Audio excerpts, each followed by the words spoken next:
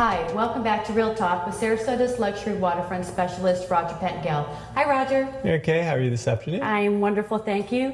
You know, lately we have been scheduling and executing a lot of home inspections through our office. That means a lot of sales. That's good news. It does.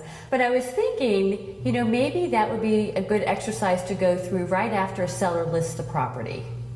A pre-home inspection. A pre-home inspection. You know, that used to be kind of in vogue in all the real estate seminars I would go to. That would be one of the things that people talked about a lot. And I'm really not sure why we got away from that idea.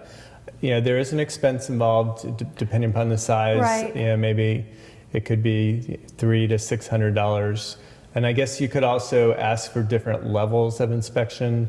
I mean, I do feel like sometimes you know, a more buyer-driven home inspection might be different than a seller-driven one. Mm-hmm. So that is something what we've kind of started to do for that is our own pre-inspections. And I would certainly encourage all sellers, you know, like they say, before you go to a doctor, give yourself an exam. Like, you know, before you go to your realtor, give your house an exam. Right. And some of the things that you really want to focus on, water intrusion, that's like the big no-no. We don't want to find that.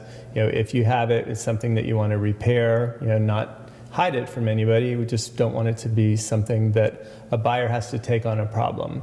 So caulking around windows, leaking under sinks is a big one, especially in like rental properties where you're not seeing it every day.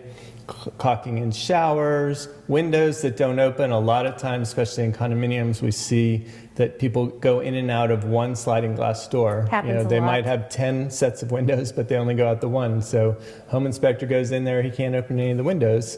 And then the buyer thinks that that's a big problem. You know, thankfully we've done this enough times that we call our window guy. Right. He comes out and he fixes them. But it's so much nicer to not have that show up in an inspection. And it's also nice when we're showing.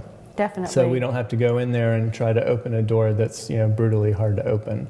So I think, you know, that is definitely one of the concepts that I'm going to start talking about in listings is pre-inspections from a professional point of view, because, you know, anything that makes the sale easier for a buyer, you know, makes them, they're buying a dream. So anything that makes the dream easier to get into, all the better. We're all for that.